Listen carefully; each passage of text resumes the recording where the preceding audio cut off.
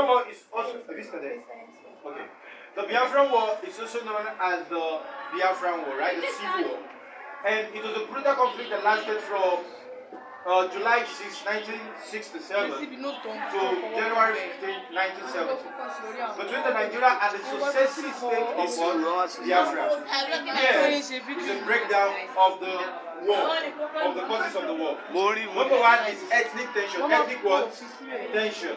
Nigeria's diverse population with over 250 ethnic groups was a major factor because we have the Hausa, the Yoruba, the Fulani, and the West is the Yoruba, and the Igbos, the East, where the largest group of population, the largest group post-independence, that is after independence. What year did we get independence?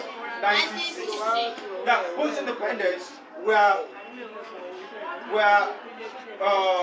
post-independence after 1960, they compete for power. So there is power tussle, right? That led to a lot of military coup, right? Now, the coup and counter coup, they were coup and counter coup. Now, in January 1966, a coup led by Major General Chukwuma Kaduna Nzegu, okay, led the annihilation of Prime Minister Tafawa Balewa and Alhaji Ahmadu Bello. Alhaji Ahmadu Bello actually was the primer of the North. Remember, at the time of independence, we have a parliamentary system of government where we have the northern region, the western region, and the eastern region. Now we have the primer of the North, which was at the time Alhaji Ahmadu Bello. He was also assassinated with PM Balewa. Now, after General Johnson Aguyurusi was killed in a coup led by Lieutenant Colonel Yakubu Gowon, they split Nigeria from 3 geopolitical zones to 12 states. It was General Yakubu Gowon that turned Nigeria firstly from 3 geopolitical zones to 12 states in May 27, 1967, prompting Lieutenant Colonel Chukwuemeka Odumegwu Chukwu from the eastern region to declare Biafran's independence on May 30th, 1967. Now, do you know that Lieutenant Colonel Yakubu Gowon was not a general? Now, the general at the time was General Aguyurusi, but he was assassinated. General Yakubu Gowon took over power as a lieutenant. And also, Lieutenant Colonel Odumegwu Chukwu decided that Lieutenant Colonel Yakubu Gowon cannot be his head, right? Because he is also a ranking officer, Lieutenant Colonel, right? And Yakubu Gowon is also a ranking officer, Lieutenant Colonel. They are of the same rank. He decided that that man will not rule him. And because of there was agitation in the north, the Northerners believe that the Igbos are trying to take over power, right? Because when Major Chukwuma Nzegu Kaduna killed the primer, assassinated the primer of the northern region, Sir Alhaji Ahmadu Bello, he took over power, right? He was staying there while Aguyurusi was in Lagos, ruling the entire state. So the Hausas was like, the Igbos want to take over Nigeria. The Igbos want to take over Nigeria. They started killing a lot of Igbos right there in the north. A lot of Igbos were assassinated. There were riots in the north. So, because of that, Odumegwu Chukwu declared the state of Biafra and asked all the Easterners to come back home. Now, the state of Biafra comprises the South-South and then the North-Central, where we have the Benue, and then we also have Port Harcourt, Rivers State, and then Uyo people, and then all of the eastern regions were all part of the Biafran state. Now, when Odumegwu Chukwu led the state of Biafra, Biafra's independence on May 30, 1967, because of the oil and economy, this is one of the causes of the war. Biafra controls significant oil reserves in the Niger Delta. Niger Delta have one of the major oil reserves in Nigeria. Okay? Now, Lieutenant Colonel Yakubu Gowon will not allow them go. Because if they go, they will go with these oil wells in Niger Delta. And Lieutenant Colonel Yakubu Gowon highly needed that revenue because Nigeria had just discovered oil boom in 1967. Now, war begins. The Nigerian federal troops advanced into Biafra on the July 6, 1967. Now, when Odumegwu Ojukwu declared the state of Biafra, he became the supreme head of the state of Biafra. Now, they decided that they will now have their own colony and be living by themselves.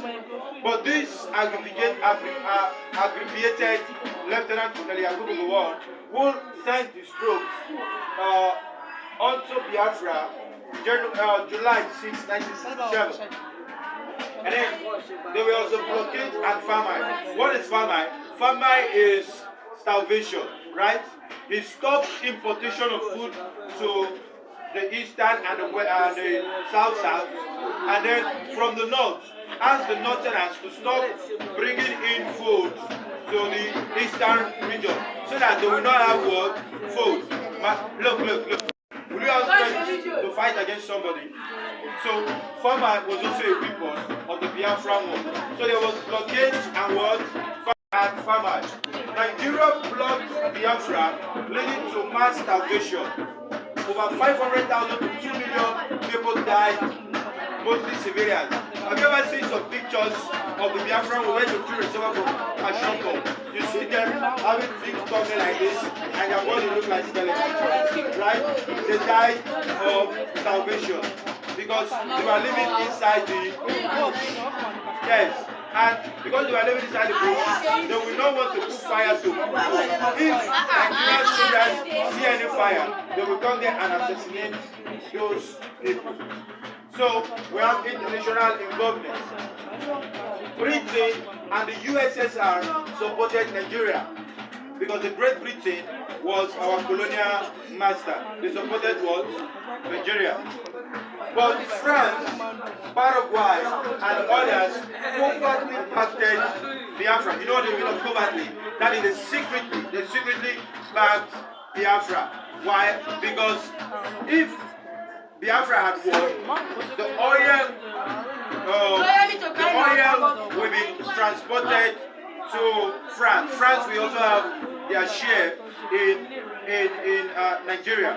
In fact, during the declaration of the state of Biafra on May 30th, 1967, okay, Odumegwu Ojukwu instructed that all schools, all universities, all colleges of education, all polytechnics in the eastern region begin to study French, both in their secondary school and in their primary school. And that led the country called France to support the Biafra. Major battles. The Nigerian forces captured Enugu, October 1967, Port Harcourt, May 1968, and Owerri in December 1969. Biafra surrendered on January 15, 1970. When Odumegwu Ojukwu, Lieutenant Colonel Odumegwu Ojukwu, noticed that he was not winning the war, that his soldiers were dying, okay, and he was not going to win the war, he ran away. He did what? He ran away to Gabon and asked his deputy, okay, to make surrender arrangements with General Yakubu Gowon.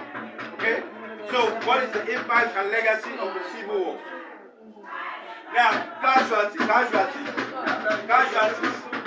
What is casualties? Losses, right? Casualty means what?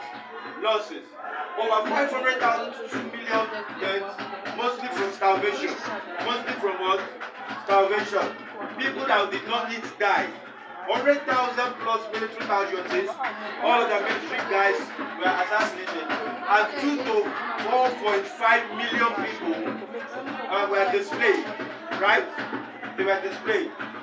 Humanitarian crisis. Widespread famine, disease, look, during this Biafran war, a lot of diseases came in. Okay? A lot of diseases came in. Kwashoko, hepatitis B, and many kinds of diseases came in. Disease, displacement, the images of starving Biafran children sparked global outrage. There were people that were agitating in the Western countries. In fact, one guy in Cambridge burned himself alive just to send a message to the Westerners to intervene to so that they will stop the Biafran war. So, what is the aftermath of the battle? Lieutenant Colonel Yakubu Gowon declared no victor, no vanquish. No victor, no vanquish. Who can tell us what the meaning of that? No victor, no vanquish. Meaning that nobody was destroyed. He was trying to bring back the Igbos. Because he told the Biafra, okay, that this war and their killing, he told them that the person that caused it was Odumegwu Ojukwu, that he was causing a genocide. Now why did he declare the state of Biafra? That there should be one Nigeria, one what? One Nigeria. So he said no victor, no vanquish. Now all of the Nigerian money during this time, the Minister of Finance changed Nigerian currency. Hello? All of the money to Biafra have, both the people in Niger Delta, in Benue, in Cross River, in all of these states, both in South, their money was no longer useful. Now, all of their money was destroyed. So, General Kubu Gowon said he would give all of them 20 pounds. Because that time, Nigeria was still using pounds. So, they give each Nigeria, even if you have millions of naira, they will give you only 20 pounds. So, offering amnesty, so if you surrender your gun, they will give you 20 pounds. The Nigeria reintegrated the Biafra, but tension persists. The Biafrans, they know the word, right? Fueling the modern secessionist movement like IPOB.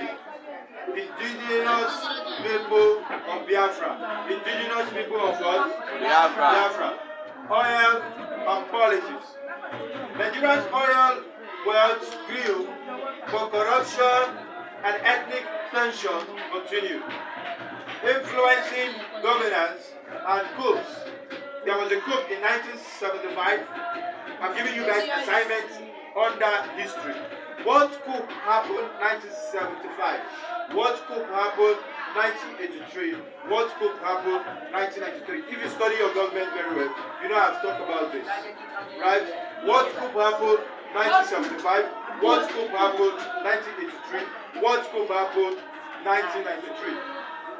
Contemporary relevance. IPOB Association. Nnamdi Kanu, IPOB leader, advocated for Biafra. Tension escalated in 2021 with the oil crisis. You know of oil crisis that happened in Imo State. It was deadly. I was there myself. In fact, some people, I don't know, they call them herdsmen and some other people. They will come inside a village like this and they will kill everybody. They will go inside houses, bring people, slaughter them alive. Like people in Olo were running.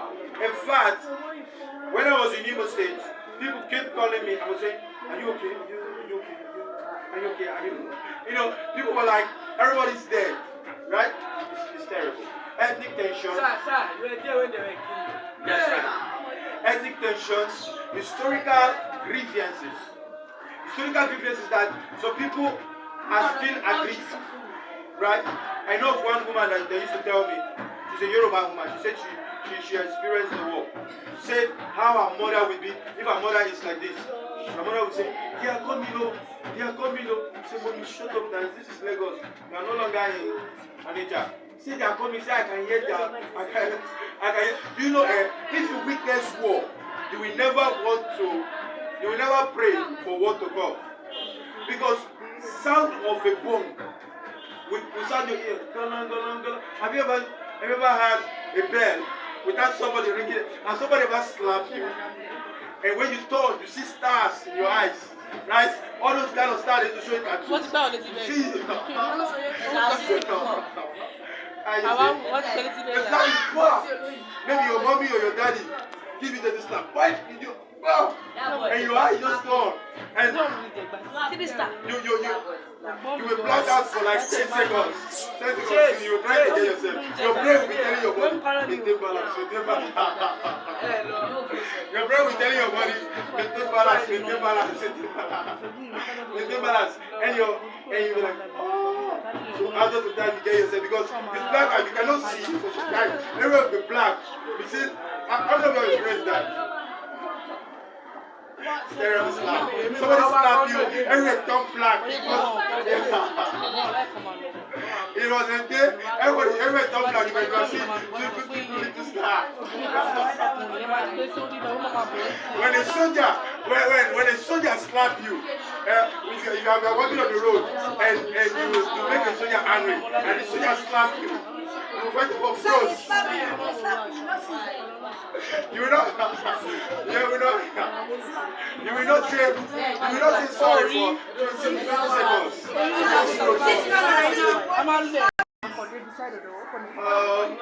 Resistance with calls for a true federalism, resource control in Niger Delta. Resource control in Niger Delta. Any question?